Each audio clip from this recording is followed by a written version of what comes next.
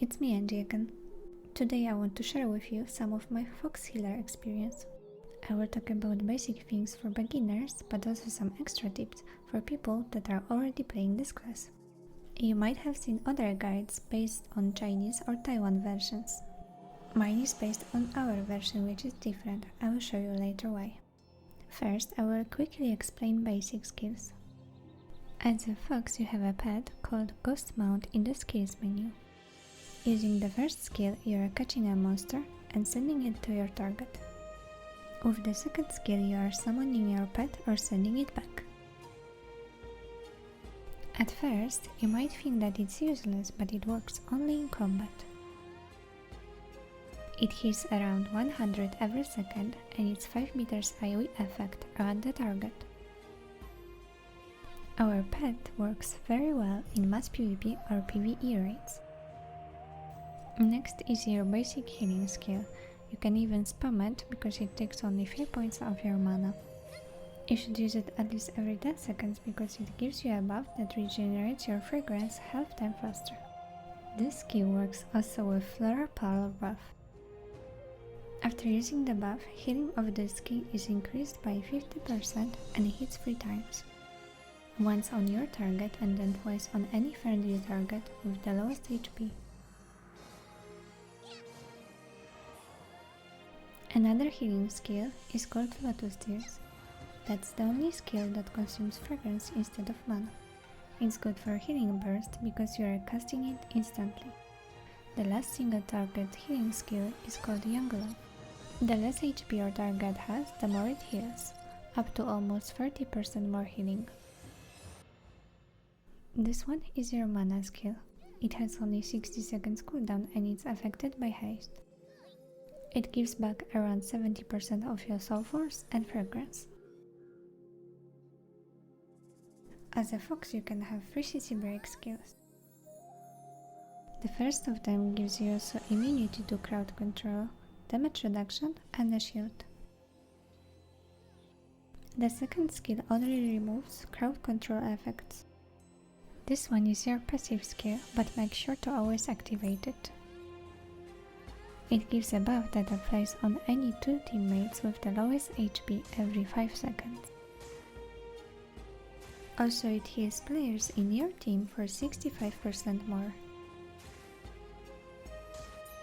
Another passive buff from this skill applies to you and gives you either 10% of healing in pink stance, or 10% damage reduction in yellow stance, or 10% faster regeneration of fragrance in blue stance. Depending on which stance you are using, it also changes the effects of perfume power skill. It heals over time but also gives either 10% more healing received for teammates in pink stance, or 10% damage buff for them and reduce their aggro by 50% in blue stance, or immunity to crowd control for them that lasts 5 seconds in yellow stance. Another skill that we have is this little fox. Sadly, it does not work in combat or in PvP. You can use it to move faster out of combat or sit AFK on someone's head. Flower Cake skill consumes flowers and gives 15% HP to your target for up to 10 seconds. If you didn't activate it yet, check my other video to see how to do that. In this skill you can change placement settings. The AoE effect will be placed either on your target or your mouse position. It heals and gives a shield to even players in 6 meters range. If you click it again in 3 seconds, it will create AoE healing that also heals over time. Blossoming Flowers is my favorite skill. You have 2 stacks of this skill. It converts damage taken into healing. If you use it on someone with full HP and he will receive damage, it will send healing to the nearest target. This one is your control skill. It pulls targets in 5 meters range to the middle and slows them. If they stay inside, it will also stun them for 3 seconds. Transience is your fake resurrection skill. It lasts for 15 seconds in PvP and 30 seconds in other places. You should use it on boss fights when you are out of blade hearts. It's also helpful in arenas, but then your target deals 30% less damage. Also during this time, your target heals all teammates in 10 meters range. Spring Prayer is your team buff but also your second damage reduction skill. It gives you 60% damage reduction while casting it, and increases up to 2.5% basic attributes for your teammates in 4 meters range. Butterfly Shadow is basically a normal dodge skill, but you have 3 stacks of it. This skill works only on boss fights. It allows you to resurrect a target using a Blade Heart. The last skill that we have is Dispelling skill with 8 seconds cooldown. It can remove all kinds of freeze or roots in PvP, but also some skill stacks or some negative effects in PvE. Now I will talk about Astral Blessings and which one of them are my favorites. I highly recommend this blessing for all kinds of PvP. It works with Lotus Tears skill, and it heals additionally 2 friendly targets with the lowest HP in 25 meters range. It's my main passive healing skill, and it works very well with Serenity Blessing that I will show soon. Windy Fragrance works very well in PvE because your teammates are always close to you and you can use it on all team with one click. It works similar to Aroma Polar buff, but it's longer. It won't give you extra healing when you will use it again on the same target. So don't spam it, but make sure that all teammates have this buff. This Pleasure Blessing works well in PvE too, especially combined with Windy Fragrance, as it heals 10% more to players that have Aroma Polar buff. Using that blessing, Flower Power buff lasts 10 seconds and hits around 20 times during that time, depending on your haste. In 5 seconds it ticks around 12 times. I'm showing that to you to compare it with Glow Blessing, where in 5 seconds it ticks around 18 times. So it's better for burst healing, but in total it will heal less than First Blessing. As I said before, Serenity Blessing works great in PvP. It resets your fragrance and gives you extra 5 Lotus Tears, so you can use it up to 15 times in a row, which is a huge burst, especially when you are using Breath of Wind Blessing. A blessing with the name Drunk in the Shadow of the Flowers is better for PvE. It also works with Perfume Power skill. When you have Returning Fragrance buff on yourself, the cooldown of Perfume Power buff is reduced by 5 seconds every 3 seconds in PvE. That's why it's a great blessing for PvE, as you can spam plus 10% damage buff for your teammates, which lasts 10 seconds every 35 seconds. I don't recommend Dust Vessel Blessing at all. It works only with Lotus Tears and it doesn't give you any healing boost, only casting time reduction of Young Love skill. Meanwhile, Flowers in the Wind Blessing works with Lotus Tears and Call of the Orchid skill. It allows you to stack 5 more ticks and you can use it as a healing burst when needed. The last blessings work with your AoE skill, Sun in the Heart. I recommend using the first one as it gives you 1 more stack of this skill. This skill can also remove freeze and roots, so it's good to have 2 stacks even in PvP. With Appealing from Blessing, it can be your first CC break skill, but you should consider if you need another, while some other healing classes have only 1. Now I will explain glyphs. The first one gives you plus 10% HP, but takes away all your crit. I recommend using it on arenas, but not on mass PvP or PvE. The next glyph works with your main damage reduction skill. It gives the same shield effect and 30% damage reduction to your teammates for 4 seconds. Kissing Flowers glyph changes your CC break skill that it can push back enemies around you. I'm not using this glyph because there are better ones. This glyph applies immunity to your second damage reduction skill, which is useful on arenas versus Reapers, as during casting no one can interrupt it.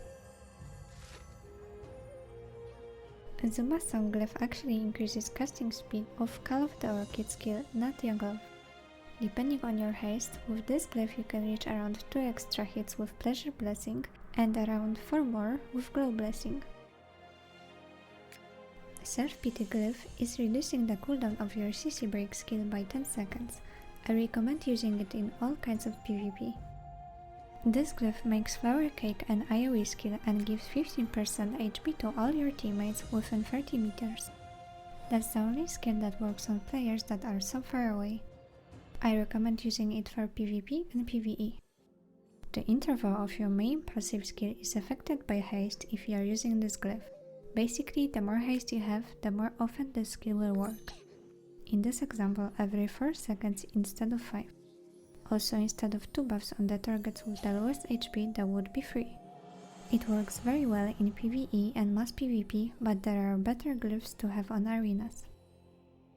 This glyph is useless in my opinion. It only removes 10 minutes debuff that prevents from fake resing the same target again. Now I will show you my healing builds. Most of the time I'm using this build. It has very nice healing burst needed on battlegrounds and other kinds of mass PvP, like GVG or faction map. My arena build has only one different glyph that gives me more HP, because a dead healer isn't a good healer. Usually I'm good with 2 CC breaks and 2 freeze breaks, but whenever you know that you will get focus hard, you should change that last blessing to get 3rd CC break. Also, when you have a Reaper against you, you should use immunity on your 2nd damage reduction skill. This is my PvE build, but it's not the best for burst healing, but great to out-heal constant damage. So whenever you need burst healing in PvE, feel free to use blessings that I show on first build. The next topic is about attributes. You might be wondering which stat is the best for us, mastery or haste. Well, in my opinion, neither of them. My best in slot gear is based on healing effect, and I think that's currently the best for us. After the healing effect, there will be both mastery and haste, then wisdom, and then magic power or crit, depending on your build. For example, if you are using HP glyph on arena, you don't want any crit in your arena gear, but crit works great in mass PvP or PvE, so replace magic power with crit in this gear. You might think that mastery gives better healing, but with full mastery build you will feel the difference only on Lotus tiers. Meanwhile, mastery does not work on Breath on the Wind blessing and many other skills. The difference between our version and the Chinese or Taiwan version is that they can currently get much higher level gear and stats, like for example 60% haste, meanwhile we can get only around 25%. With this possibility, my priority stat might change in the future, but for now we have to play with what we have. One more different thing that we'll get in the future is one extra healing skill. It's actually a very good skill as it gives huge healing and shield. Also, its cooldown is only around 50 seconds. Now quickly about astral points. The most important info about them for me is that they are not working in PvP, so I am not an expert in that topic. If you don't know which route to pick, you can click on show attributes and then you will see what you will get in total. Whatever you will pick, you can always reset it if you click on this NPC that is in our class zone. As I'm mainly a PvP player, I will show you PvP tips, but some of them can be used in PvE too. Like this one. Not many people know that Flare Power buff will work on the person with the lowest HP even if you are standing on the other side of pillar or wall. Another thing, as a healer you should always try to get buffs that are appearing on BGs. Some of them have really nice effects like big shields, damage reduction and other kinds of protection. Don't ever be scared of solo healing, that's the best thing that could happen to your team. When there is only 2 healers on 15 vs 15 BG, you are getting plus 50% healing buff. When you are alone on this BG, you are getting plus 200% healing buff. On 10 vs 10 you are getting plus 100% buff if you are healing alone. That's enough to keep yourself alive, especially if your team take care of you. On the other hand, if there are too many healers, you are getting healing debuff, up to minus 60% healing. For more healer tips, check my other video. I was talking there about around 50 other tips. Thanks for watching.